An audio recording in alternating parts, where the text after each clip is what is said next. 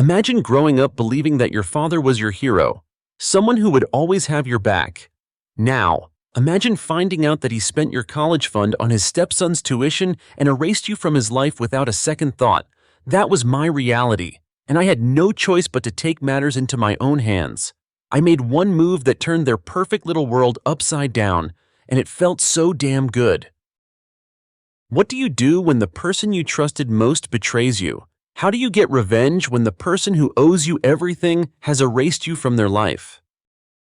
Well, I'll tell you how. Stick around to hear the full story. Trust me, you're going to want to know what happened next. Hey, I'm Mallory. If you've ever felt like your family's been out to get you, or maybe you've been treated like you don't even matter, I know exactly how you feel. This is the story of how I fought back after being completely betrayed by my own father. Make sure to like, subscribe, and hit the bell because you won't want to miss this full journey of revenge and self-liberation.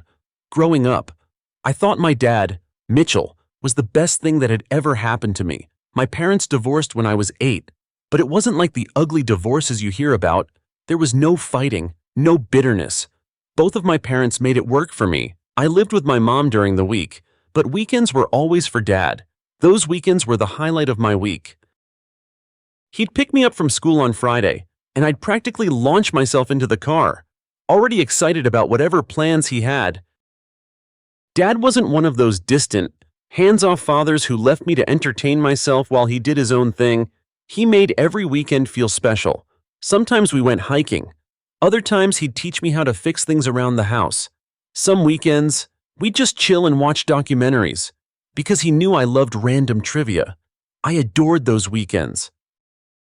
I always thought nothing could come between us. He was my hero. He always made me feel like I was his number one. When I aced a test or did something small like winning a spelling bee, he'd look me in the eye and say, "You're my smart, strong girl." I was his world, and for the longest time, I believed that would never change. But that all started to unravel when I was 13, and that's when I met her, Camille. At first, I didn't mind her. She was friendly, bubbly, always asking about school or my favorite books. She had 2 kids from her previous marriage, Evan, who was 12, and Maddie, who was 10. They seemed nice enough, and for a while, I even thought it would be cool to have siblings. Then they moved in. Everything changed after that. Camille quit her job shortly after they moved in, saying she wanted to focus on the family. My dad had to pick up the slack, working longer hours to support all of us. I tried not to think much of it at first. I thought it was a phase, that everything would settle down. But it didn't. Dad wasn't coming home until late, and when he was home, his attention was always on Camille and her kids. It wasn't that he ignored me entirely, but I started to feel like I was being pushed aside. I remember one summer, I had planned to visit my grandparents like I did every year, but Camille suggested we go to a theme park instead because Maddie had never been. Guess whose plans got canceled? Mine. I remember the moment I started to realize that things weren't going back to normal. It wasn't just the small things, like my trips being canceled or my achievements being brushed aside. It was the growing pattern. Every weekend I spent with Dad felt more and more like a duty, not an adventure. Every conversation, every dinner revolved around Camille's kids, Evan's baseball games, Maddie's ballet recitals. Everything had to revolve around them. And I was just there.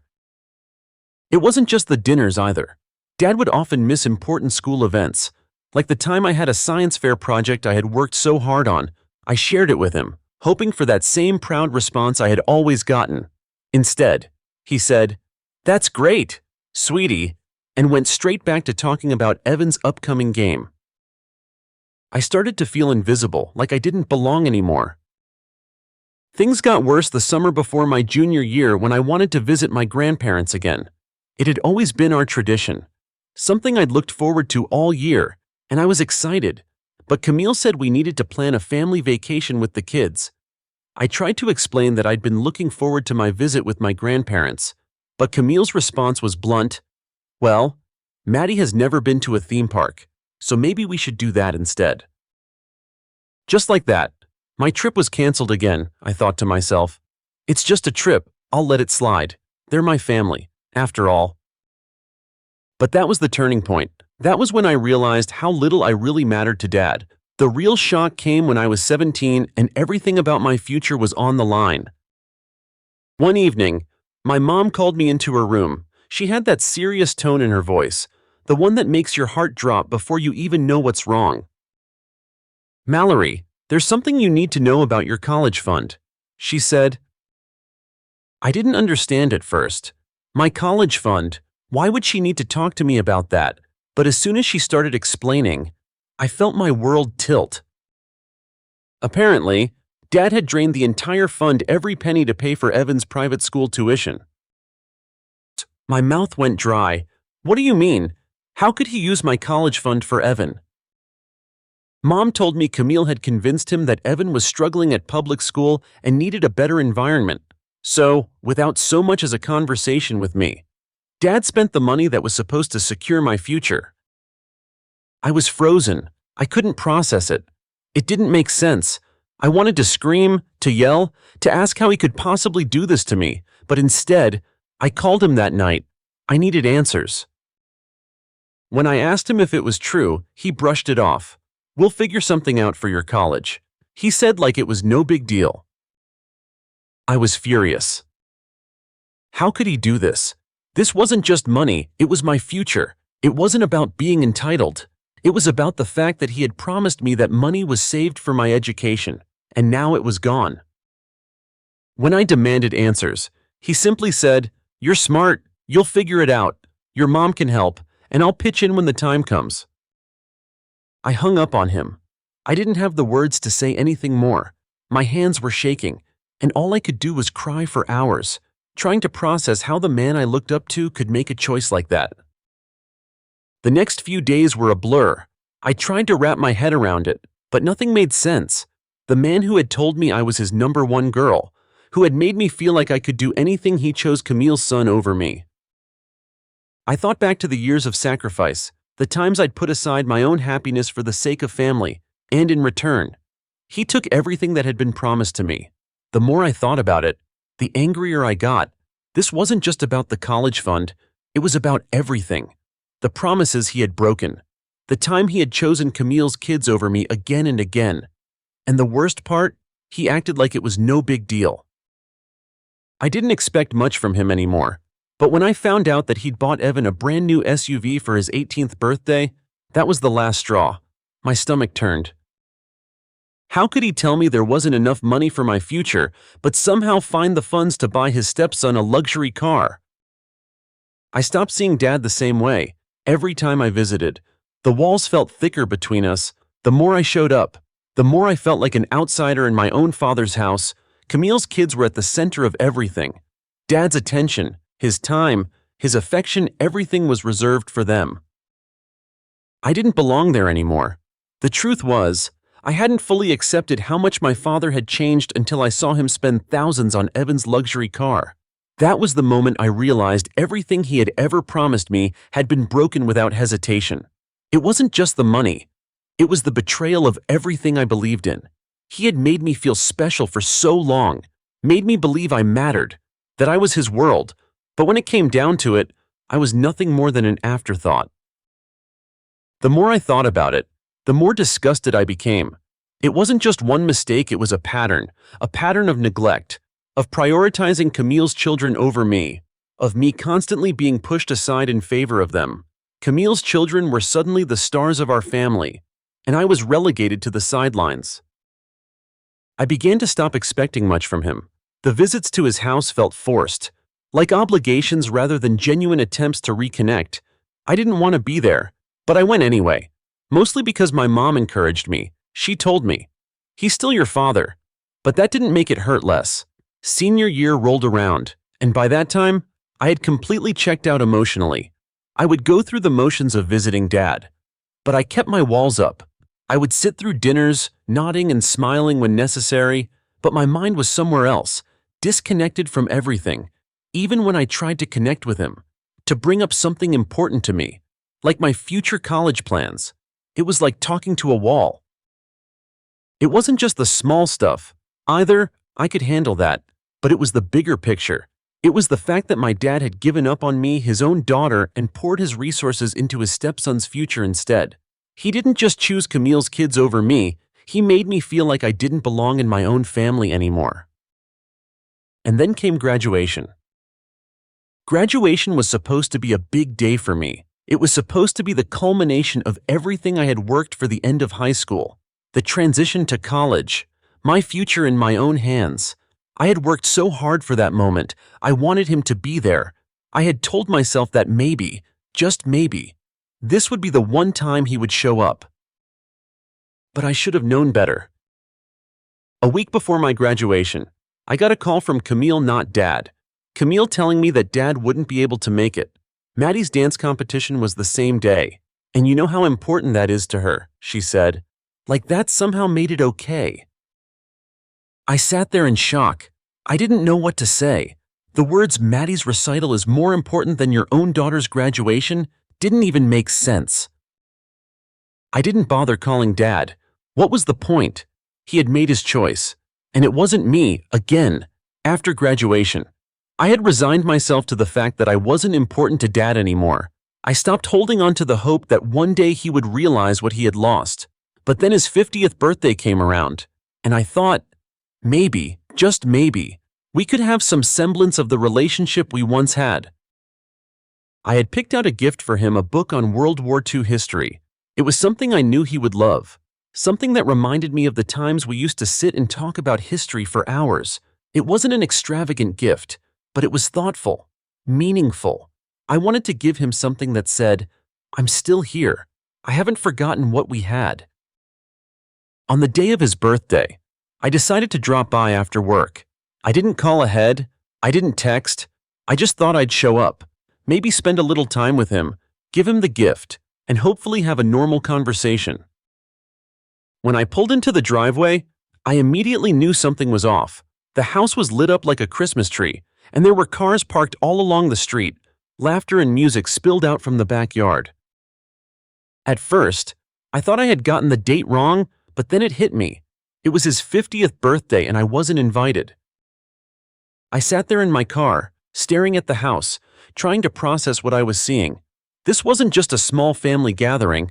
This was a full-blown party, a celebration of his milestone, and I wasn't even told about it. Part of me wanted to just turn around, leave the gift on the porch and drive away, but I couldn't. I still had hope, however small it was, that maybe things could be fixed. Maybe if I just showed up, he'd realize what he was missing. So, I got out of the car and knocked on the door. Camille answered. Her smile froze when she saw me. For a second, she looked like she didn't know what to say. "Oh, we didn't know you were coming," she said, her voice dripping with that fake sweetness I had come to hate. I forced a smile and held up the gift. "I just wanted to drop this off for Dad. Is he around?" Camille hesitated for a moment, then stepped aside to let me in. "He's in the backyard," she said, gesturing toward the noise. I walked through the house, feeling like I didn't belong there, and stepped out into the backyard. The sight hit me like a punch to the gut. The place was packed, family I hadn't seen in years, relatives who had probably been told to show up while I was conveniently left out. There were string lights everywhere, a catered buffet set up, and even a DJ. It looked like something out of a Pinterest board, but it wasn't for me, it wasn't for us. Dad was standing near the grill, laughing and chatting with a group of relatives. When he saw me, his face lit up briefly. "Mallory? Hey, I wasn't expecting you." I handed him the gift. "Happy birthday," I said, trying to keep my voice steady. He opened it, smiling when he saw the book. "Wow, this is great, thanks, kiddo." For a second, I almost forgot why I was upset. He seemed so happy to see me. It was like that old version of him was still there, and maybe I hadn't lost him completely. But then reality set in. I was standing in a backyard full of people who had been invited to his birthday party. I wasn't even a part of the plans. I was an afterthought, a second-tier invite. And his dad pulled me into a hug and said, "Grab a plate and stay for a while." It felt more like an obligation than a warm invitation. I stayed for about 20 minutes. I tried to make polite small talk with a few relatives and eat a plate of food, but I couldn't shake the feeling of being out of place. Camille kept hovering nearby, watching me like I was going to cause a scene. It wasn't that I wanted to cause trouble, I just wanted to be seen. After a while, I couldn't take it anymore. I walked to Dad and told him I was leaving. "I'm sorry," I said, trying to keep it together, "but I don't belong here. This isn't what I thought it would be." I left his birthday party that night feeling more alone than I ever had before. This wasn't just about the party. It was about everything that had led up to it, the broken promises, the lack of support, the way Dad had chosen Camille's family over his own blood. I wasn't a priority anymore. I hadn't been for a long time. I thought about what my next step would be. I had been pushing for so long to fix things, to make Dad see me, to make him realize what he was losing. But now I realized something. I wasn't the one who needed fixing. It was him. That night, I made a decision. I couldn't keep trying to force myself into a family that didn't want me around. If I wanted to heal, if I wanted to feel like I mattered, I had to walk away. And so, I did. It wasn't easy to walk away. I had spent years trying to hold on to something that wasn't there anymore, but after his 50th birthday, I realized I had been holding on to a ghost, the dad I thought I had, the one who always made me feel like his world revolved around me, didn't exist anymore. The man I was looking at now, the man who had made me feel like a stranger in my own family, had chosen Camille's kids over me time and time again. I couldn't do it anymore. I had made the decision to stop trying to fix the relationship, but that didn't mean I was going to let him get away with what he'd done. He had stolen my future, and for all I knew, he would just keep pretending nothing ever happened. He would keep treating me like I didn't matter. He'd sweep it all under the rug, like he always had. Well, I wasn't going to let that happen. I needed to take back what was mine. A few days after the birthday party, I sat down in my bedroom, staring at my phone. The anger I had been suppressing was now bubbling up inside me. I had been pushed to the edge, ignored and excluded. But now, for the first time, I wasn't going to be passive anymore. I wasn't going to cry or scream or beg for his attention. No, this time, I was going to make them feel what they had done to me. I knew I couldn't get the college fund back easily. The money was gone, and the promises were empty. But there was something else I could do. I had learned enough about my dad's behavior over the years to know how to hit where it hurt the most. I was going to fight for what was mine. The first step of my plan involved a legal claim. I had been doing some research, gathering information on the college fund and what legal recourse I had. My mother had kept all the records, the bank statements, the receipts, everything that proved the fund was set up specifically for my education. I wasn't going to let my father get away with saying it was family money. The college fund was mine, and it was supposed to be used for my education. I had a lawyer already. We had spoken a few times about the options I had. The legal documents were in order. Everything was clear. This wasn't just about the money, it was about holding him accountable. I went through the motions, feeling a strange sense of calm as I signed the paperwork. It wasn't an impulsive decision. It wasn't something I made out of anger. It was a necessary step. This wasn't about revenge, it was about justice. I remember the moment I signed the claim and sealed it. There was a sense of relief that washed over me, like I had finally taken back some control over my life. I wasn't powerless anymore. I wasn't invisible. This was my stand, my voice. I knew it wouldn't take long for my father to find out. Camille would no doubt spread the news as soon as she could. My dad was always more about avoiding conflict than confronting it. But when he did find out, I knew it would trigger a reaction, and I wasn't wrong. I didn't hear from him immediately, but within a few days, my phone started blowing up. First came the voicemail messages, then the texts, and then came the phone calls. "Mallory, what are you doing?" Dad's voice was strained, irritated. "I don't know what you think this will accomplish, but this isn't the way to handle things." I didn't respond at first. I was in no mood to talk.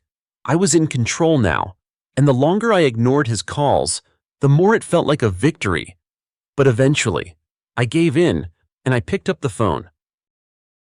"Dad," I said, trying to keep my voice steady, "I'm doing this because I have to. You made a choice. And now, it's time to face the consequences of that choice. There was silence on the other end for a moment, and then his voice came through, quieter this time, almost apologetic. Mallory, I don't want to do this, I'm sorry, but I had no choice. Evan needed that school. He needed it more than you do right now. His words hit me like a punch to the gut. He still didn't get it.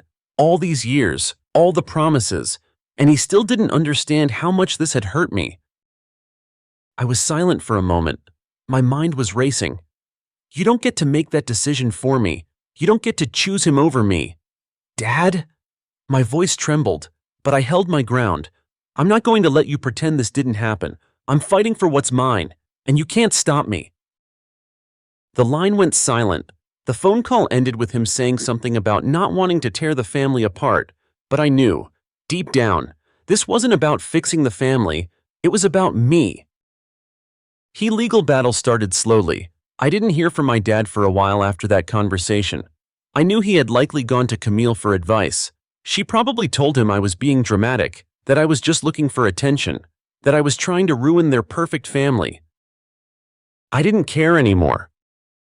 I began to notice subtle changes in the way people treated me. Camille, of course, started posting passive-aggressive comments on social media. The message was clear: I was the villain. Some people just don't appreciate what they have. She posted one night, accompanied by a picture of Evan and Maddie smiling at a family gathering. Her words stung, but I didn't let them get to me. I wasn't going to engage. What I was doing wasn't about her. It was about taking back what was mine. It was about showing my father that I wouldn't be erased, that I wasn't invisible, that I had every right to fight for my future. The mediation date arrived. I remember walking into that conference room, papers in hand, my lawyer beside me. I wasn't nervous. I wasn't angry. I was ready. This was my moment to take control. When Dad walked into the room, I could see the frustration on his face. Camille, of course, wasn't far behind. I didn't look at her. I couldn't, but I knew she was probably glaring at me. Mallory, Dad said, his voice cold. I don't know why you're doing this. It's just money. I took a deep breath. It's not just money, I said firmly. It's my future, my trust, my dignity. It's everything you promised me, and you took it without asking. The mediator immediately cut in. This isn't about the past anymore. This is about the present. Mallory, do you have documentation? I handed over the papers. The mediator went through everything. Carefully, methodically. My heart pounded as my dad's excuses were shut down one by one. The truth was undeniable, and I wasn't backing down. After hours of back and forth, Dad finally agreed to settle. It wasn't the apology I had hoped for, but it was something. The agreement required him to repay a portion of the fund. Over the next few years, it wasn't the money that mattered to me, though. It was the fact that for once, he couldn't just pretend this didn't happen. As the agreement was finalized, I felt a weight lift off my chest. I had done it. I had taken control of the situation. I wasn't the problem. He was. I walked out of that mediation room with my head held high, my future back in my hands. The fallout was immediate. Of course, Dad didn't speak to me for weeks after that. Camille's social media campaign against me ramped up. I was the ungrateful daughter, the selfish one, according to her posts, but I didn't care. My dad, on the other hand, was the one who stopped calling. He wasn't going to admit he had messed up.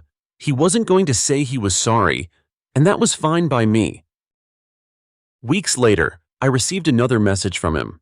This time, it wasn't a call. It was a letter from his lawyer. He was contesting the settlement, arguing that the college fund had always been family money, but the documentation I had was airtight. I knew the truth, and I wasn't backing down. I'm done pretending. I thought to myself, this time, it's really over. The moment the legal papers were signed, a wave of relief washed over me. It was done.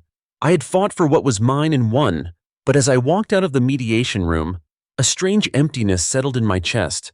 For years, I had been yearning for the approval, the acknowledgement, the validation from the one person who should have cared the most, my father. Yet, even now, despite my victory, it felt like nothing had truly changed. My dad didn't even apologize. Not a single word of regret or even understanding of how deeply he had hurt me. It wasn't about the money anymore, it was about holding him accountable. And still, even after all of that, he couldn't admit that he was wrong. He never did. The silence between us stretched on, the months dragging by with only fleeting interactions. Every phone call, every email, every text felt like a distant memory. He didn't reach out to me, Camille didn't either. And even though I had gotten what I wanted, justice, restitution, and a sense of control, I still felt like something was missing.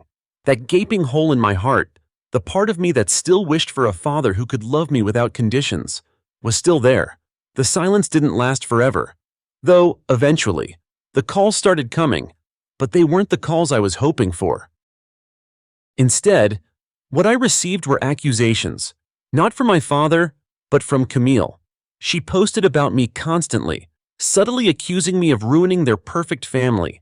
Every time I would see her posts, the bitterness and the venom in her words seeped through. She would write things like, "Some people just can't stand to see others happy, can't accept that their place in the world has changed. We all have to grow up sometime." I didn't need her to directly name me, I knew who she was talking about, but I wasn't going to respond. I wasn't going to give her the satisfaction of knowing she was getting to me. Instead, I focused on myself. I had done what I needed to do to reclaim my future, my dignity. I had finally stood up for myself, but the fallout was inevitable, and it was clear that I was the one who had to pay the price for this newfound peace. Family gatherings, holidays, and celebrations went on without me. I wasn't invited to any of it. Not a single family member called to check in on me. They all sided with my dad and Camille. But you know what? That didn't matter anymore. I had come to terms with it. A few weeks later, I saw it, a post on social media. One of the countless times I had been kept in the dark. Maddie had gotten engaged. There it was. A photo of her with an oversized diamond ring, grinning from ear to ear with Dad and Camille proudly standing beside her. The caption was dripping with sentimentality, as expected. "I'm so blessed to have this amazing family by my side. Can't wait to marry the love of my life." It was like a slap to the face. I thought I'd moved on, that I had healed from everything, but this engagement post, with Dad front and center, smiling as though I had never existed, was the final straw. I was tired. Tired of pretending I didn't care. Tired of being constantly reminded of the fact that I was just a shadow in their perfect family. It wasn't that I wanted to be a part of their world again, I didn't, but seeing that post, hearing about the celebrations, it made me feel like I would never escape being the other daughter, the forgotten one. I tried to tell myself that I wouldn't care. I tried to convince myself that it wasn't about me anymore. But a few weeks later, I found out through a cousin that the wedding invitations had already gone out. When I asked about it, my cousin just shrugged. "Oh, I'm sure yours is on the way." But I knew better. The engagement had been a grand spectacle, and the wedding was going to be even bigger. Still, I didn't expect an invitation. I knew I wouldn't get one. Days passed, and then, like clockwork, I received the message I had expected, but still didn't want to get, "Hey, Maddie wanted me to let you know the wedding is on this date at this location. Hope you can make it." That was it. There was no direct invite from Dad or Maddie, just a casual, secondhand message passed along from a cousin. It wasn't even an invitation, it was just a formality, another reminder that I was nothing to them. I wasn't even a consideration. I was hurt, but at this point, I had grown numb to it. This was how it was always going to be, and it wasn't worth fighting anymore. The finality of it all sank in. I was never going to be part of their family again. But then something unexpected happened. A few months after Maddie's engagement, there was another family event. This time, it wasn't a wedding or a grand celebration, it was a barbecue at Dad and Camille's house, a casual affair for Evan's graduation from college. I wasn't invited, of course, not that I expected to be. But as the day approached, I felt the old rage and frustration bubble up inside me once more. Why was I always left out? Why did they continue pretending I wasn't there? That I didn't matter? They had built their perfect family without me. and it was time for them to realize that I wasn't going to stay quiet anymore. I decided, on a whim, that I would go. I didn't tell anyone, didn't warn anyone. I wasn't asking for permission. I was going to show up, and I wasn't going to be ignored. I got into my car that day with a sense of resolve. I didn't know exactly what would happen when I walked in, but I wasn't going to care anymore. I had spent so long being the good daughter, the one who just quietly accepted being overlooked. Not anymore. When I arrived, the house was packed, just like I expected. It wasn't some small gathering, it was a big deal. Camille and Dad were the hosts, and there were extended family members, people I hadn't seen in years, milling around. It felt like the same scene I had always been excluded from, except this time, I was walking in. I didn't knock, I didn't hesitate, I just opened the door and stepped inside. The noise from the backyard hit me first: laughter, music, clinking glasses. I could hear Evan's voice echoing from outside. When Camille saw me, her face froze. "Well, look who decided to show up," she said, her voice dripping with sarcasm. "Did you finally remember where your father lives? Or did your mother teach you another trick to get attention?" Her words hit me like a slap, but I wasn't going to flinch. I wasn't going to let her win. "Excuse me," I asked, my voice shaking but strong. "Oh, don't play innocent," she snapped, her smile evaporating. "You've always been like this, selfish, dramatic, just like your mother. She's the one who taught you how to act like the world revolves around you." I could feel the anger building up inside me, but I didn't let it control me. I wasn't going to make a scene. I wasn't going to give her the satisfaction. But I wasn't going to stand there and let her humiliate me either. "I came to see my family," I said, emphasizing the word family. And that's when Dad came in. His face shifted as soon as he saw me standing there, and for a second, I thought maybe he would apologize, maybe he would finally see how wrong he was. But no, he looked at me with that cold, dismissive look I had come to expect. "What's going on here?" he asked, his voice sharp, but clearly trying to deflect the situation onto me. Camille wasted no time. "Your daughter decided to barge in and make a scene," she said, crossing her arms smugly.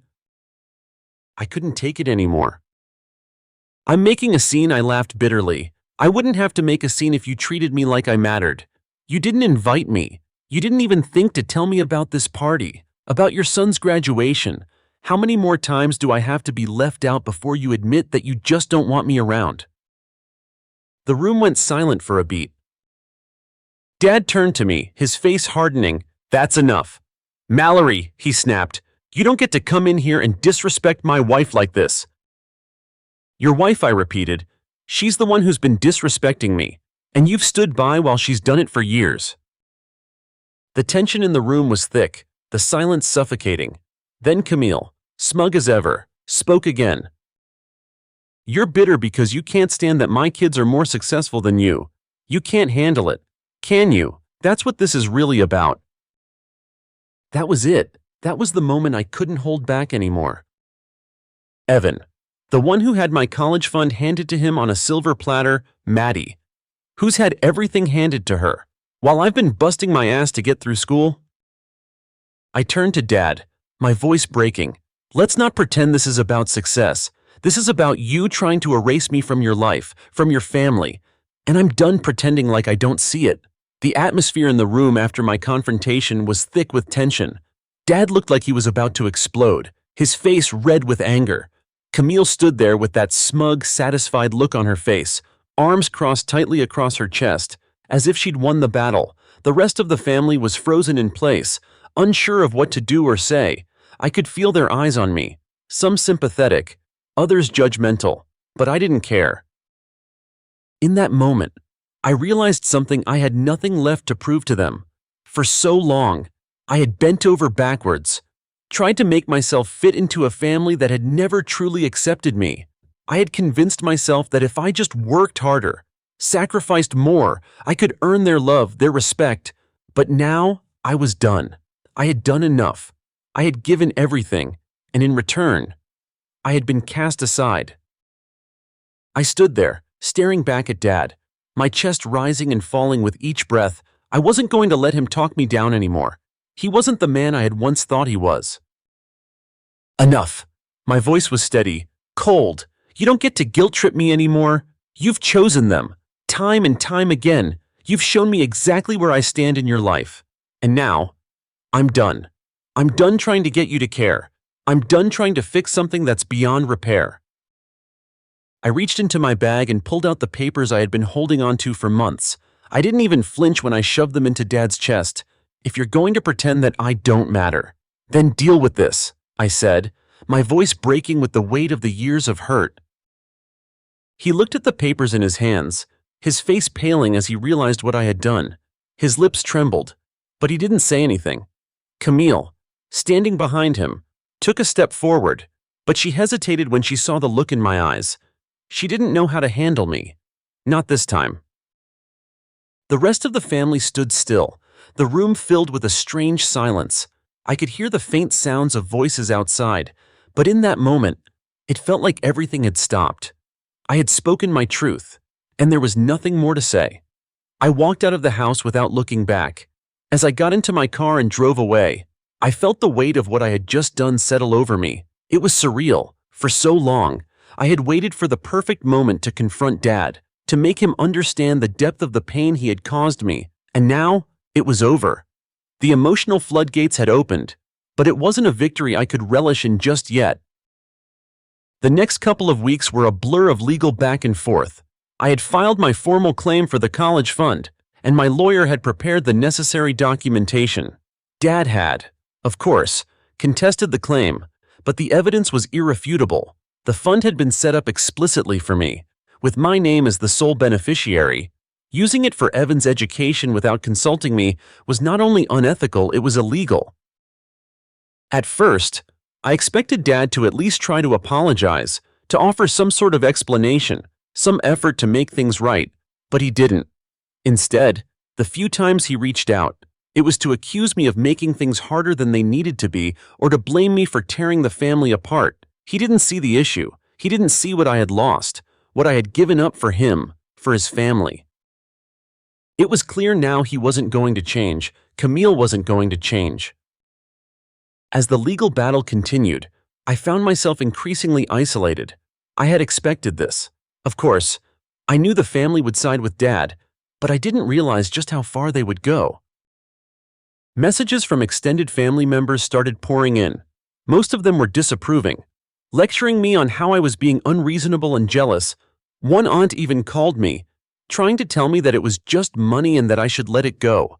"You can't let this ruin your relationship with your father," she said, her voice full of concern, but also irritation. I didn't respond. I didn't need to explain myself to anyone. The truth was, I wasn't the one ruining the relationship. Dad had made that choice a long time ago. He had chosen Camille, chosen her kids, and I wasn't going to keep pretending that didn't matter. What did surprise me was how many family members actually reached out to express their support. People I hadn't spoken to in years sent messages, acknowledging the way Dad had treated me. "I've seen how unfairly you've been treated over the years." My cousin Mark wrote in one of his texts, "You didn't deserve any of this. I've always admired how strong you've been." There were moments like this, small instances of support, that reminded me that I wasn't completely alone. Maybe I didn't have the family I wanted, but I wasn't completely abandoned. I still mattered to a few people, and that was enough. After months of back and forth, the mediation finally arrived. I knew it wasn't going to be easy, but I had prepared myself for this. Dad and Camille showed up, their usual smug expressions in place. I could see the frustration on Dad's face, the way he had spent so many years avoiding responsibility for his actions. The mediator was a professional, calm, and neutral. He looked over all the documents carefully, listening to Dad's protests and excuses. Every time he tried to justify his actions, the mediator shut him down. "This fund was set up specifically for Mallory's education," the mediator said, his tone firm but fair. "Using it for anyone else's tuition without her consent is not just unethical, it's a breach of trust." In the end, Dad reluctantly agreed to settle. He didn't apologize. He didn't even look at me. but he signed the papers, agreeing to repay a portion of the fund over the next few years. It wasn't a perfect victory. I didn't get everything I wanted. Hell, I didn't even get an apology. But the truth was, it was the first time I'd seen him held accountable for his actions. For the first time in years. He couldn't pretend like nothing had happened. The weeks following the settlement were strange. Dad and Camille didn't contact me. There were no attempts to rebuild our relationship. But I didn't care anymore. I had done what I set out to do. I had taken control of my future. As the days passed, I found myself finally accepting that my relationship with my father was over. There was no going back. He had made his choices, and now I was living with the consequences. But the truth was, I felt a sense of peace settling over me. I was finally free. One day, a few months later, I received another email from Camille. This time, it was a scathing message, accusing me of disrespecting her family and demanding that I pay back the money Dad was ordered to return. I didn't respond. I simply deleted it, blocking her email address, and that was the last contact I had from them. Story 2. My name is Arena. I'm 28, a senior nurse in a pediatric trauma unit, and until last year, I still believed that loyalty meant something. I thought family was supposed to be a place of shelter, not strategy. I thought love was built, not borrowed. I was wrong. If you had told me a year ago that my older sister would not only steal the man I was planning to marry, but then have the audacity to send me a hand-addressed wedding invitation, I would have laughed. Bitterly. Maybe, but I would have laughed, because that kind of betrayal belongs in books, not in real life, certainly not in mine. But there I was, sitting alone in my kitchen, holding a thick ivory envelope between my fingers, reading the calligraphed names of the two people who had just ripped my life in half, Jessica Carr and Trevor Alden. The ceremony was to be held 4 months after the wedding I had planned, same vineyard, same date. At first, I tossed the invitation in the trash, then I pulled it back out, and I laughed, a sharp, sudden laugh that tore through my throat. I didn't go to that wedding to cause a scene, but what happened there, that spoke louder than I ever could. Trevor and I had been together for 3 years. He was a defense attorney, sharp, well-groomed, the kind of man who carried a leather briefcase and made you feel like you were being deposed. Even when he was just asking how your day went, he had charm polished to a gleam, and I mistook it for stability. We met through mutual friends, dated steadily, and eventually moved in together. To everyone else, we looked like the picture of a well-balanced couple. I brought calm, he brought ambition. I managed chaos in an emergency room. He argued with judges for a living. We worked. Or at least I thought we did. Jessica, my sister, was the kind of person people noticed when she walked into a room. She had long blonde hair that fell in careless waves, blue eyes too wide to be trustworthy, and a smile sharp enough to cut glass. Our family always forgave her, no matter the lie, the mess, or the fallout. That's just Jessa, they said, as if that excused everything. When Trevor and I got engaged, Jessica reacted exactly as I expected, over the top excited, hugging me too hard, then pulling me close to whisper, "You always pick the boring ones. Maybe this one will actually keep you awake." I remember laughing, brushing it off.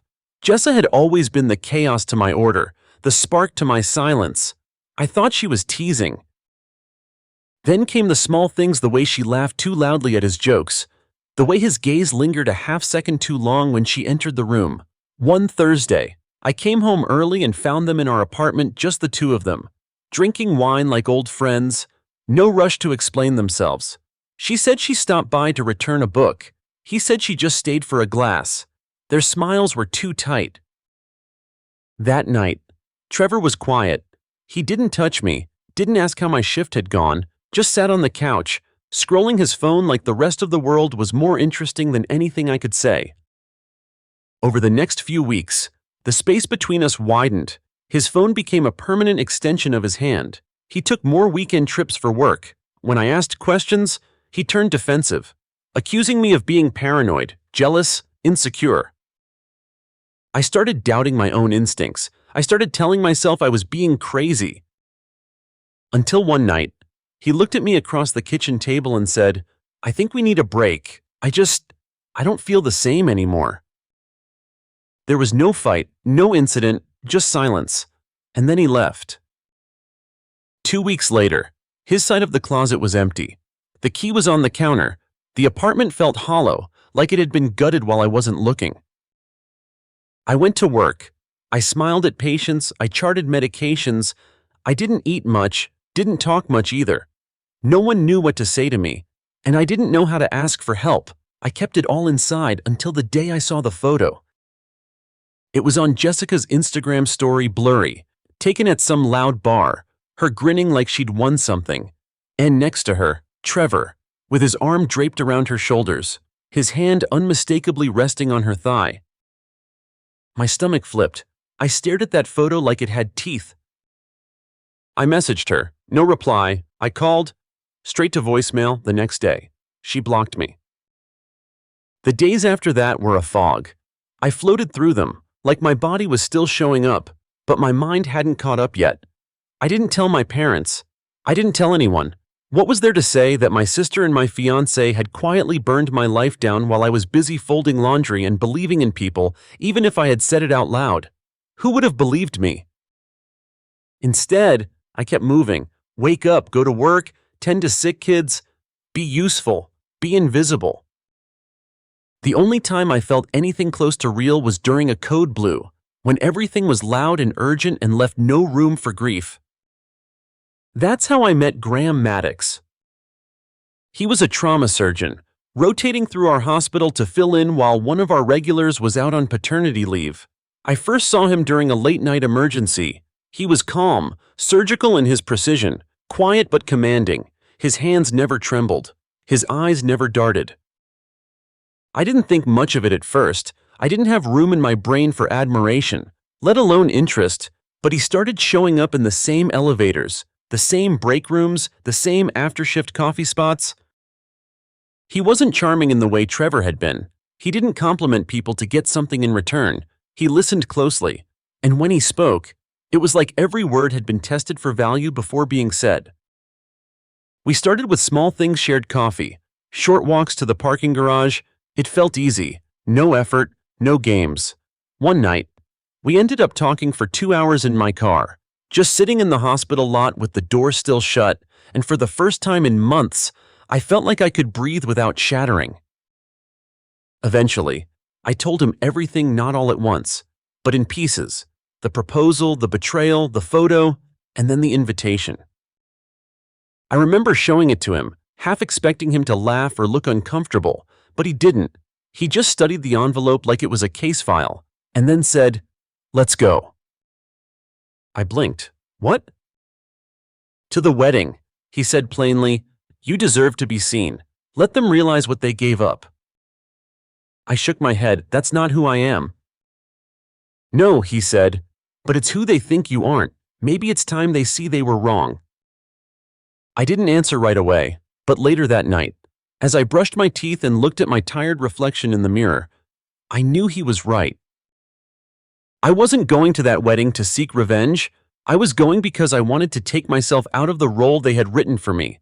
I wasn't the silent second-place sister anymore. So, I RSVP'd yes. The weeks leading up to the wedding were quiet, intentionally so. Graham and I didn't rehearse anything or plot some grand revenge. We didn't need to. The idea of showing up wasn't about causing a scene. It was about reclaiming something. Something I didn't even realize I'd lost until Graham said it so plainly: "Let them realize what they gave up." I didn't want to show up and steal their spotlight. I wanted to take my own place in the world again, outside of Jessica's chaos and Trevor's indifference. The night before, I picked out a navy silk dress, not too flashy, but enough to make me feel like I wasn't wearing someone else's story. Graham had his suit tailored, not because he cared about appearances, but because he believed in honoring the moment. The day was never about appearances for him. It was about respecting the truth of the situation. And I respected that about him. The vineyard looked exactly like the photos I had once saved on my wedding planning board: rows of white chairs arranged in perfect symmetry, ivory linens fluttering under the soft Virginia wind, and a floral arch that probably cost more than my rent. Everything screamed curated elegance. We arrived fashionably late, on purpose. The ceremony had already started by the time we got there. A quartet played under the shade of ancient oak trees, and the guests turned their heads slightly as we made our way down the side aisle. Whispers followed us like a trail of perfume. I felt every pair of eyes on me, but I didn't flinch. Not this time, not anymore. Graham moved with quiet confidence, one hand resting gently at my back. He didn't look around, didn't need to. I could feel the weight of every stare, but I didn't let it bother me. This wasn't about the wedding. This was about reclaiming what was mine. When we reached the front, we didn't sit in the back row as expected.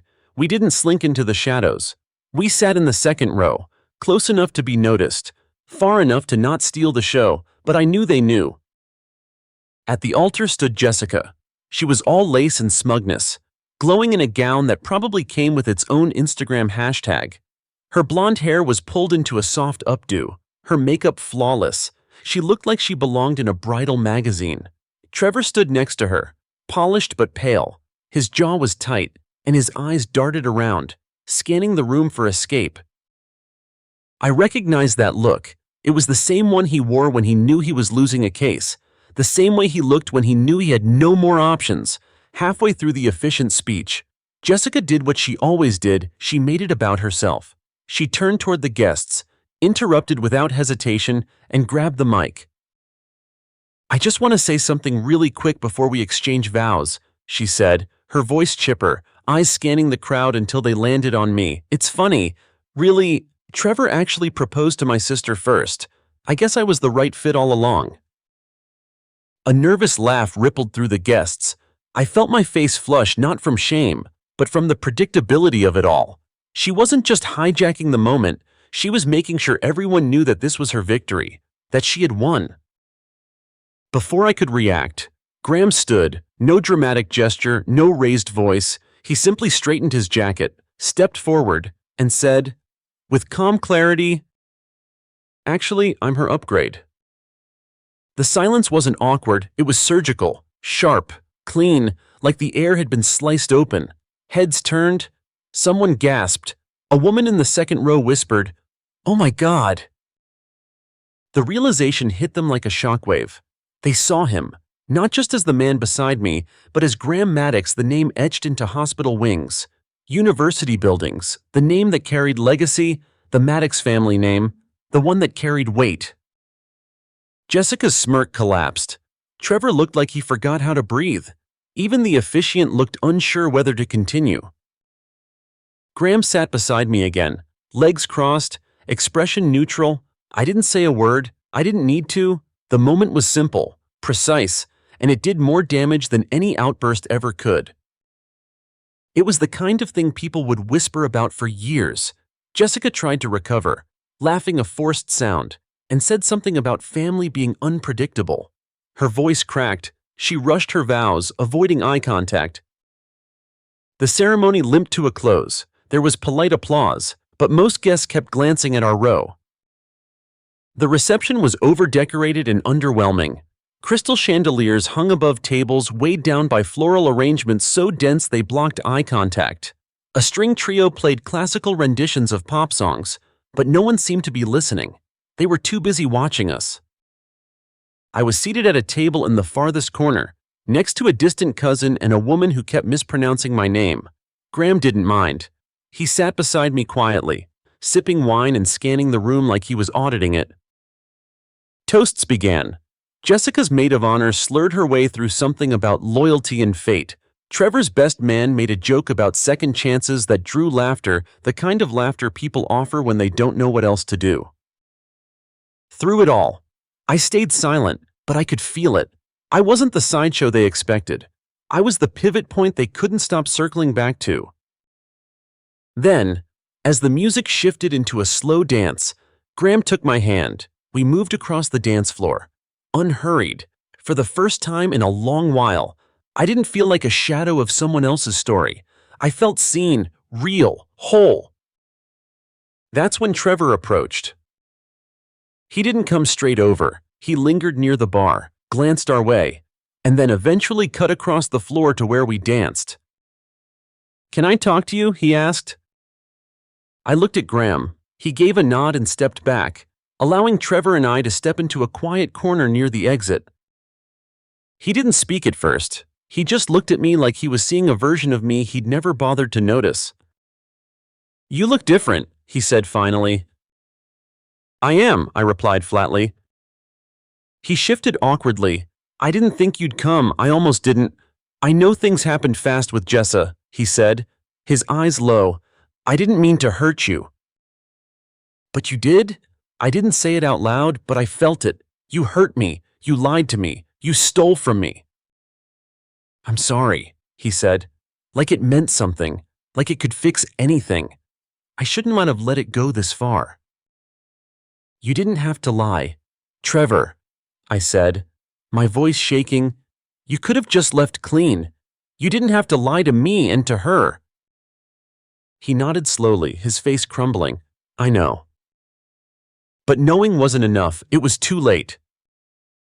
He wasn't here for forgiveness. He was here to rewrite his part in the story, to pretend that he had integrity all along, but I wasn't buying it. Without another word, I turned on my heel and walked back to Graham, who was already waiting near the garden doors. My heels clicked with purpose, each step away from Trevor another reminder that this part of my life was over. The rest of the night played like a tired performance. Guests drank too much.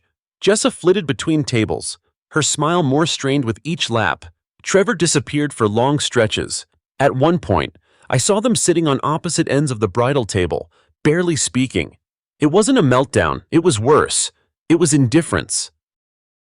Graham and I stayed an hour longer. I caught up with cousins I hadn't seen in years, laughed with people who didn't know the backstory, and watched from a distance as the fairy tale slowly unraveled. Every so often, someone would ask Graham what he did, and the second he answered, the tone of the conversation would shift. His name carried weight, quiet, unmistakable weight. Jessa noticed.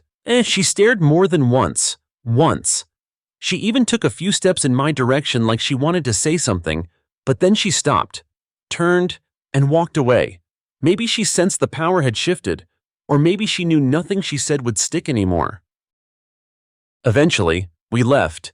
The valet brought Graham's car around, and as we pulled away from the vineyard, I let out a breath I didn't realize I'd been holding for months.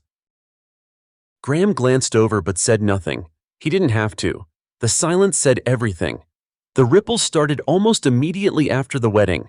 I didn't hear from Jessica, no text, no passive-aggressive posts, nothing. But I did hear from someone else. An associate from Trevor's law firm emailed me a few days after the event. Polite as always, but the message carried an undercurrent of something that I hadn't anticipated. "I hope you're doing well. Arena. I've heard some things since the wedding, and I thought you should know." Apparently, Graham's name caused quite a stir. Several of Trevor's clients were longtime Maddox family donors, and word got around that the ex at the wedding wasn't just some scorned woman. She showed up with someone powerful, poised, and clearly uninterested in staying quiet. It didn't take long for whispers to become rumors. I didn't start them, but I didn't correct them either. The rumor mill had a field day with it, apparently. Jessa had pursued Trevor long before our breakup. She'd orchestrated the wedding to outshine mine, invited you to gloat, and ended up humiliated instead. The more people talked, the more Trevor's image crumbled. Clients started backing away. His firm questioned his judgment, and just like that, the reputation he worked so hard to build began to fracture. I didn't respond. I didn't need to. I had already let go of the need for justice or retribution. The universe, it seemed, was taking care of that for me. A week passed, then another. Trevor's calls went unanswered. Jessica didn't reach out, and I didn't expect her to, but I noticed something. Slowly, Trevor's life began to unravel. I heard about him through whispers, mostly from mutual acquaintances who'd once praised him as the golden boy of his firm, the one destined for greatness. The whispers shifted over time, and with them, his once immaculate reputation. It seemed that the truth was something even his most loyal supporters couldn't ignore forever. The rumors, whether true or not, spread faster than he could fix the damage. Jessica, too, began to crumble under the weight of the fallout. She tried to start a YouTube channel about healing from toxic relationships, but it barely made it past 50 views. Back home, people talked about her, how she couldn't get her life together, how her charm faded when there was no one left to admire her. As for me, I didn't waste energy on her. I didn't need to. The way I saw it, the best way to move forward was to let people destroy themselves. They would burn through their own bridges. I didn't need to light the match. It was 2 months later when I saw Jessica's name on my phone screen. I let it ring, but just before the voicemail kicked in, I answered. "Hello." My voice was flat, detached. "Irina, it's me," she said. Her voice was thin, almost breaking. "I need to talk to you." I stayed silent. There wasn't much left to say. "He's leaving. Irina." Jessica whispered. "Trevor, he moved out. Took everything. He says I pushed him into it. That I used him to get at you. He says he never even wanted to marry me." I leaned back on the couch, the weight of the conversation pressing on my chest. "I'm sorry, Jessica," I said, and for a second, I thought I actually meant it. "I'm sorry you're hurting." She took a long, shaky breath. "I didn't think it would turn out like this. I thought—" She trailed off, unsure of what to say next. I didn't rush her. I didn't need to. She was unraveling before me, but there was no satisfaction in it. It was a hollow kind of destruction, one I had no interest in. "You didn't want a sister, Jessica," I said quietly. "You wanted a stage, but there's no act left. It's just you and Trevor, and the mess you made." There was a long pause on the other end of the line. I could hear her breathing, her fragile silence. Finally, she spoke again, her voice small. "Do you think we could try again? Talk? Like really talk?" I didn't answer right away. It felt like she was asking for something she wasn't willing to earn. For a moment, I considered it, but in the end, I knew the answer.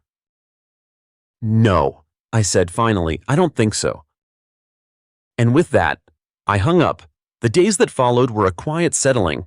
Things didn't change much in the grand scheme of things, but the ripples from that wedding night continued to cause a stir. Jessica's life slowly got smaller.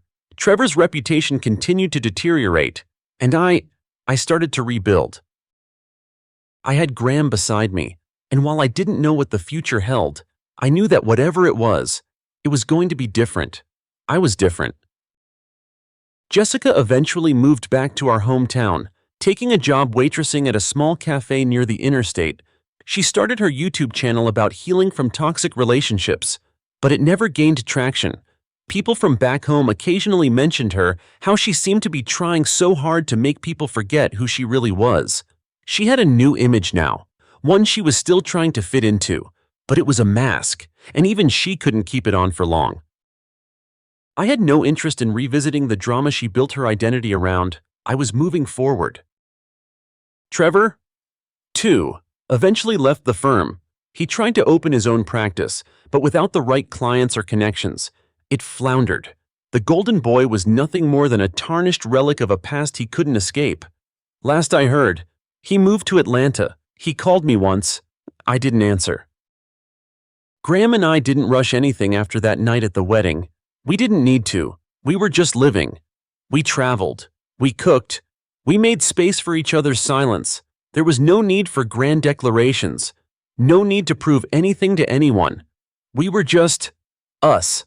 A year later, Graham proposed. No fireworks, no grand gestures, just a quiet Sunday morning. Coffee brewing on the stove, sunlight slipping through the blinds. He looked at me over his cup and asked, "Would you want to do this forever?" And I said yes. We got married in a small garden in Asheville, with just 30 guests, no speeches, no orchestras, just laughter, real and unperformed. My parents were there, a few friends, and no one who felt the need to toast to second chances, no one trying to win. That was the difference. For a long time, I thought silence was weakness, that letting people walk over you and saying nothing made you small, but now I understand there's power in stillness, in walking away without burning down the room, in letting people destroy themselves while you rebuild. Jessa didn't win. Trevor didn't win. They ended up exactly where they always were, chasing someone else's spotlight, mistaking attention for affection. As for me, I didn't win either. I just walked away. Whole. Story 3. They told me not to come. They said it would be easier for everyone if I just stayed away. It was my mother's 60th birthday, a milestone, a gathering of cousins and church friends at the nicest restaurant in town. Everyone was invited. Everyone except me. There was no fight, no incident, no scandal, just a message from my father that read, "Let's not make this about you." I didn't reply, I didn't argue, I booked my flight. You see, I've learned that silence isn't always peace. Sometimes it's just a placeholder for a truth people are afraid to face, and I had spent my whole life being told to shrink myself, to take a step back to fit into a version of me that was never really mine. Well, this time, I wasn't doing that anymore. My name is Sabrina Hale. I'm 31 years old. I co-founded a logistics AI company that's quietly revolutionizing how goods move across America. I don't code anymore, but I lead our operations, manage a team of 70, and close deals that reshape supply chains. On paper, I'm what you'd call successful. In my family, I'm still the disappointment. They think I ran away from home to chase some tech fantasy. They don't know I've built something real, something respected. They don't know much, but they were about to. Because what none of them expected, least of all my father, was that someone at that birthday party would recognize me. Not just recognize me, but stand up and say 7 words that would change everything. She's not just here, she's my boss. And that was the moment the story really began. I left Halbert, Ohio, when I was 21, 1 suitcase, 1 halfway finished degree, and a bank account that could barely cover a bus ticket. My father said I'd be back in 6 months, maybe less. I think he even bet my uncle $50 on it. Instead, I moved into a shared apartment in Seattle with 2 other women and more cockroaches than furniture. I worked night shifts at a warehouse and spent every free hour buried in supply chain data and open source AI code. It was messy. It was exhausting, but it was mine. I didn't call home much. Every time I did, the conversation ended the same way. You should think about moving back. We know someone at the high school, they're looking for a substitute math teacher. But I didn't want predictable. I didn't want safe. I wanted to build something that mattered. And 10 years later, I did. My company, Stratout, optimizes freight logistics using real-time machine learning. We reduce deadhead miles, lower carbon emissions, and save clients millions. It's not flashy work, but it's foundational. I serve as COO, and while I leave the coding to our engineers, I'm the one who ensures our systems scale, our partners stay happy, and our team stays aligned. We're headquartered in Seattle. We operate across 7 states, and we recently closed a $22 million Series B round. Our workforce is diverse, smart, and fiercely loyal, not because I demand it, but because I show up for them every single day. But none of that impresses my father. To him, success still means Sunday potlucks and a husband with a stable job. My younger sister, Clarissa, did everything right in his eyes. She married young, has 2 kids, and works part-time at a local credit union. They live just 6 blocks from our parents' house. She hosts Thanksgiving, goes to the same church we grew up in, and posts annual family portraits in matching flannel. She's the blueprint. I'm the outlier. And over time, that gap between who I am and who they wanted me to be stopped feeling like a misunderstanding. It started feeling like exile. There were no outright rejections, just quiet omissions. No direct insults, just family group texts I was left out of. I got used to it. At some point, I stopped expecting them to see me. I poured everything into my work instead. My team became my people. My board meetings became my proving ground. But no matter how far I rose, one thing never changed. I was still the daughter who left, the girl who said no to the life they'd drawn for her. That's why the text from my father didn't surprise me. It wasn't the first time I'd been sidelined. It was just the most explicit, and part of me, the part that had spent years carving her own path, read that message not as a warning, but as a challenge. Not to crash the party, not to prove anything, but to remind myself that I didn't need permission to exist where I belonged. I wasn't coming back to make a scene. I was coming back to be seen. The official invitation never came. Not from my parents, not even from Clarissa. I found out about the party through a forwarded email thread that had clearly made the rounds. Clarissa sent it with a casual note, "Did you get this too? Dad might have used his church account. LOL." I scrolled through the CC list: uncles, aunts, retired neighbors, even my old piano teacher. Everyone except me. I called my father. No answer, so I texted him directly. "Just saw the thread. Can I RSVP? I'd like to be there." 2 hours later, he replied, "Sabrina, it's best you sit this one out. Let's not make this about you." I stared at the screen. Let's not make this about you. That sentence rang louder than any slammed door. He still saw me as the problem, not the daughter who built a company from scratch, but the one who made things complicated by refusing to play along. I didn't respond. What was there to say? Instead, I poured myself into work. I had onboarding on Monday for 5 new hires. One of them was a junior analyst named Liam Brooks. The name tugged at me, but I didn't connect the dots until the morning of, when our office manager flagged him as early and waiting in the lobby. And when I walked past the glass doors, there he was, tall, nervous, wearing a button-down shirt that didn't quite fit and clutching a company-issued laptop bag like it was a lifeline. Liam, Clarissa's boyfriend. He didn't recognize me at first. My hair was pinned back, my badge still on from the AI Logistics Summit I'd spoken at the day before. I was in heels and a tailored blazer, not the sweatshirt he might have seen on a family Zoom call. I stepped into the orientation room, greeted the team, and clicked through the first slide. "Welcome to Stratout. I'm Sabrina Hale, co-founder and COO." That's when he looked up. His eyes met mine, a flicker of realization, then shock, then something else, maybe dread. To his credit, he composed himself quickly, took notes, stayed quiet, but I saw it. After the session, as the others filed out, he lingered behind.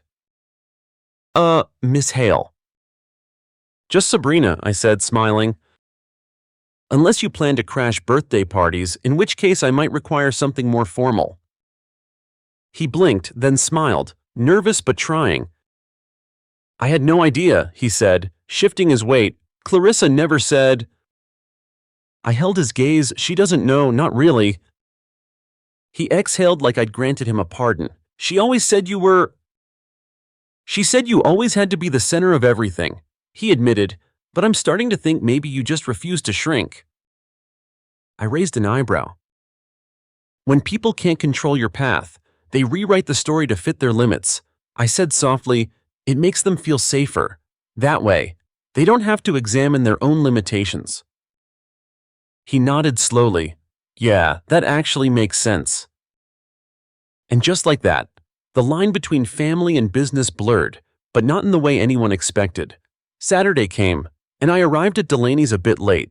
The hostess frowned at the guest list but waved me toward the back. The private room was full laughter, clinking glasses, comfort. My mom at the center, radiant, my dad beside her, loud as always. Clarissa was glowing. Liam, quiet near the end, sat with his back straight but didn't meet anyone's eyes. The room hushed when they noticed me. Dad leaned back in his chair, a slow smile stretching across his face. "Well," he said, "look who showed up after all." I said nothing, just walked to my mom, handed her an envelope, and whispered, "Happy birthday." She opened it carefully. Inside were 2 first-class tickets to Vienna, her dream, a trip she thought I had forgotten, a trip she thought no one remembered. Her hand went to her chest, and her eyes welled. "Sabrina," she whispered, barely able to speak. Dad chuckled dismissively, "Always making it about yourself." I ignored him, and for a moment, I watched my mom, her fingers trace the edges of the envelope, her expression a mix of disbelief and gratitude. Then Liam stood up. The room went quiet, and he cleared his throat. "She didn't make it about herself," he said, his voice steady and clear. All eyes turned to her, but she didn't turn the spotlight onto herself. He paused and looked at the guests, most of whom were still confused, still processing my unexpected appearance. She gave your wife the most thoughtful gift I've ever seen. A brief silence passed before he added, and in case anyone here doesn't know this is Sabrina Hale, co-founder and COO of Stratout. He stopped and let the words settle. She's not just here, she's my boss. The room froze. Clarissa's fork clattered. My father shifted, but said nothing. I turned back to my mom, her eyes wide with a mixture of shock and something else. Maybe pride, maybe a bit of guilt. I wasn't looking for applause. I wasn't seeking validation. I didn't need to be the center of attention. I wasn't there to prove a point. I won't stay long, I said, my voice quiet. Just wanted to see you smile. And with that, I walked out. No argument, no drama, no grand speech, just one undeniable moment. For once, not a soul in the room could look away.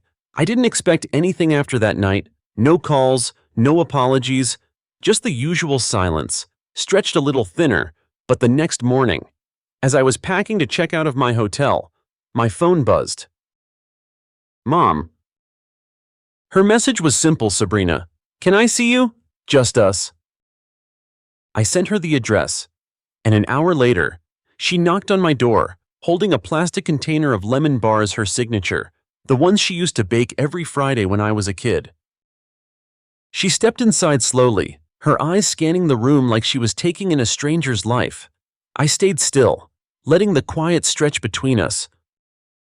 You always liked clean spaces, she said quietly, her voice softer than usual. I smiled faintly. And you always liked sugar. She chuckled and placed the lemon bars between us. Then she looked at me, her eyes searching. I didn't know about Vienna, or the company, or any of it. No one told me. I met her gaze, did you ask? She hesitated before speaking again, her voice thick with emotion. We were afraid you'd change too much. I did. I said simply, that doesn't mean I disappeared.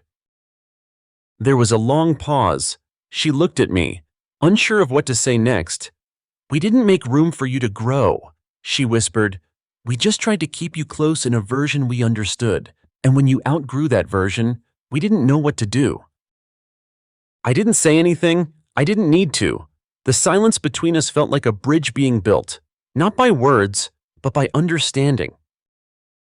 I'm sorry, she whispered, her voice soft, but the weight of it hung in the air. I know, I replied. She looked around again, then asked hesitantly, Can I visit you sometime in Seattle? I nodded. Yes, you can. We didn't talk about my father. We didn't need to. When she left, she stood in the doorway for a long time, her back to me, then she turned. He's not as cold as he pretends. He just doesn't know how to say he's wrong. I didn't respond. Sometimes, silence is grace, and grace doesn't need to be loud. A few days later, as I sat in my office, reviewing performance dashboards, my phone buzzed again. This time it was Clarissa. I almost didn't answer. Hi, she said, her voice tight. I don't know why I'm calling, or maybe I do. I waited. I think I hated you for a long time. Her voice broke slightly, because if you were strong and I resented you, that meant I was weak, and I didn't want to feel that. You're not weak, Clarissa. You're just still finding your shape. We all are. She sniffled. I'm sorry I never asked about your life. I think I didn't want to know. It's okay, I said, even though it wasn't. No, it's not, she continued. But maybe we can start over. I smiled, feeling something shift. You're welcome anytime. Before hanging up, she added, I'm proud of you, Sabrina, not just for the company, but for being who you are, for never making me feel smaller, for not being the same. That was it. That was the closure I never thought I'd get. The envelope was waiting for me when I checked out of the hotel. No return address, just my name written in familiar blocky handwriting. Inside was a single sheet of lined paper. Sabrina, you turned out different than I imagined. Maybe better. I don't know how to apologize for all the ways I dismissed you. Maybe I don't deserve to. But your mother says you're building something real, and I believe her. You always had that stubbornness. I mistook it for rebellion. Turns out it was vision. Dad? No warmth, no flourish, but no denial either, and that was enough. Weeks passed, and the next call I got from Clarissa came out of nowhere. Her number flashed on my screen, and for a moment, I hesitated. It had been a few months since our conversation, and while I'd felt the door open a crack, I didn't expect to hear from her again. Hi, her voice was tight, unsure. I don't know why I'm calling, or maybe I do. I could hear her fighting the words. It's okay. Clarissa, I said gently, you don't have to explain. No, she replied, the words coming quicker now. I think I hated you for a long time. I hated you because if you were strong, and I resented you. That meant I was weak, and I didn't want to feel that. I paused. She had always lived her life by a script, staying in the small town, doing what was expected, and following the path that was drawn for her. But me, I had rewritten my story, and I think that had always scared her. You're not weak, Clarissa, I said softly. You're still finding your shape. We all are. She sniffled, her breath shaking. I'm sorry I never asked about your life. I think I didn't want to know. I didn't want to face the fact that you were doing things I could never understand. You don't need to understand it, I said, a warmth creeping into my voice. I didn't expect you to. I just wanted you to be you, that's all. She was quiet for a moment. It's okay if we never catch up, right? She asked, her voice small. It's okay if we just start over. I smiled, something heavy lifting from my chest. Yes, I said simply, start over. That was it. No long speeches, no promises, just a recognition that maybe we could heal, piece by piece. A few months later, I got a text from my father. After years of silence, I didn't expect much, but his message was brief and unexpected. Can I see you? I was at my desk in the office when I saw it. I stared at the screen for a long time. I hadn't heard from him since that night at the birthday party, and I wasn't sure I was ready for whatever he was going to say. I agreed. We set a time for the following weekend. When I saw him, he was different. His usual air of authority was gone, replaced by something more vulnerable. He was quiet, unsure, but still my father. We sat in the small cafe near my office, and for a long while, neither of us spoke. The awkwardness was palpable, but I didn't rush him. Finally, he spoke. You built something real. Sabrina. He looked at me, his eyes tired but steady. I didn't understand it before, but now I see it. I felt a weight in my chest. Not relief, not closure, just an acknowledgement. It wasn't a grand apology. It didn't need to be. I don't need you to understand. Dad, I said softly, my voice steady, but I'm glad you see it now. He nodded, then pulled something from his jacket pocket. A photo. The edges were worn, faded. This is from when I was 10, he said, building my first company out of shoeboxes and index cards in the garage. He handed it to me, on the back, in his handwriting. It read, "Turns out you always knew." I took a breath, the heaviness lifting a little more. You always saw it in me, didn't you? I asked. He didn't answer right away, just looked at the photo, lost in thought. I did, he said finally. I just didn't know how to say it. I didn't cry. I didn't say anything more. I just hugged him. Not as a daughter still needing permission, but as a woman who no longer did. A few years passed. Things didn't change all at once, but they changed. The family gatherings were different. They weren't full of pretense anymore, and I didn't have to beg them to see me. I had built something solid enough for them to return to. My mother came to visit me in Seattle several times. She'd bring lemon bars, we'd talk. Sometimes she'd ask more about my company, about the work I was doing, about the team I had built. And I'd tell her, not to impress her, but because it was my life now, it was real, and I didn't need to hide it anymore. Then, one day, Clarissa came over. We sat in the living room, sipping coffee, talking about everything and nothing. The old tension wasn't there anymore. She didn't need to keep me small. I didn't need to be the person she could look down on to feel validated.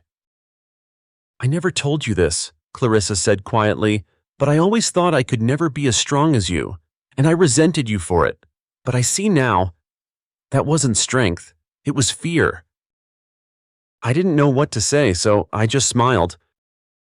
5 years after that fateful birthday party, we hosted the family gathering at my house. It wasn't planned. It wasn't orchestrated. It just happened. The patio was lit with string lights. The chef had prepared her favorite crab cakes. Liam brought a slideshow of old family photos, and Clarissa brought the cake.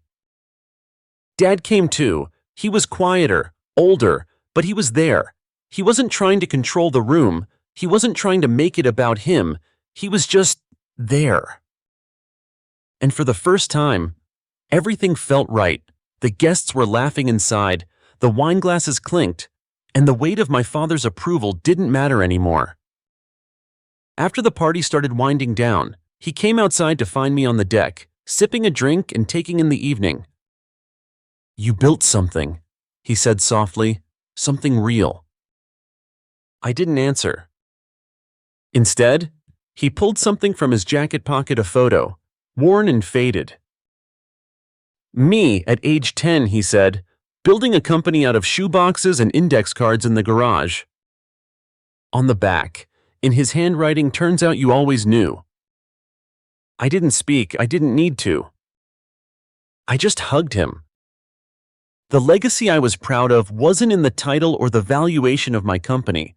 It wasn't the deals I'd closed or the respect I'd earned in the business world. The legacy I was proud of was the one where I stood still while the world tried to move me. I stood in my truth long enough for them to catch up. And when they did, it was real. Not because I had begged for it, but because I had built a life strong enough for them to return to. If you're listening to this, and you've ever been made to feel like your success doesn't count because it doesn't look like someone else's blueprint, let me remind you of this. You don't have to shout to be heard. You don't need permission to be powerful, and sometimes, the most radical thing you can do is grow so fully into yourself that the people who tried to minimize you end up needing to expand just to meet your gaze again. Build your own table, the rest will follow.